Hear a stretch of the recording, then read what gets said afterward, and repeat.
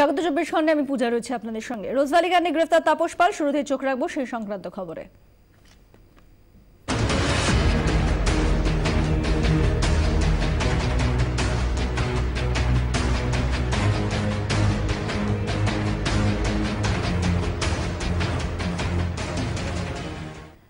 গতকাল গ্রেফতার হয়েছেন তাপস পাল।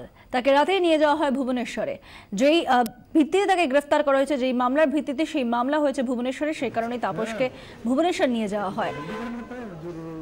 আজ তাকে তোলা হবে বিশেষ সিবিআই আদালতে। বিক্রম দাস আমাদের প্রতিনিধি রয়েছেন টেলিফোন লাইনে। বিক্রম, কখন তাকে আদালতে তোলা হবে? দেখো, রোজভ্যালি কাণ্ডে ধৃত তৃণমূল সাংসদ ও বিশিষ্ট অভিনেতা তাপস পালকে গতকাল রাতেই কলকাতা থেকে ফ্লাইটে করে ভুবনেশ্বর নিয়ে আসা হয় এবং এখানে ভুবনেশ্বরের সিবিআই দপ্তরের যে লকআপ, সেই লকআপের মধ্যেই তাকে রাখা হয়েছে।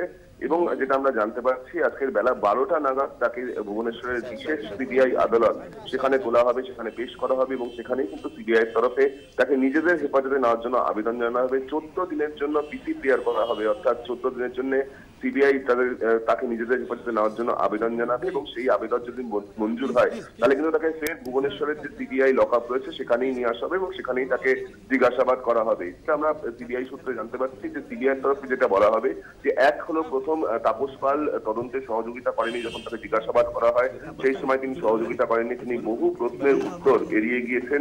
এর সঙ্গে সঙ্গে সেটা সিবিআই তরফে দাবি করা হবে যে তাপস পালকে জিজ্ঞাসাবাদ করে কিন্তু আরো বড় ধরনের প্রভাবশালী ব্যক্তিদের খোঁজ পাওয়া যাবে যারা এই রোজভ্যালি কাণ্ডে যুক্ত রয়েছে এবং রোজভ্যালির বিভিন্ন ব্যবসা সম্প্রসারণ করতে সাহায্য করেছিল।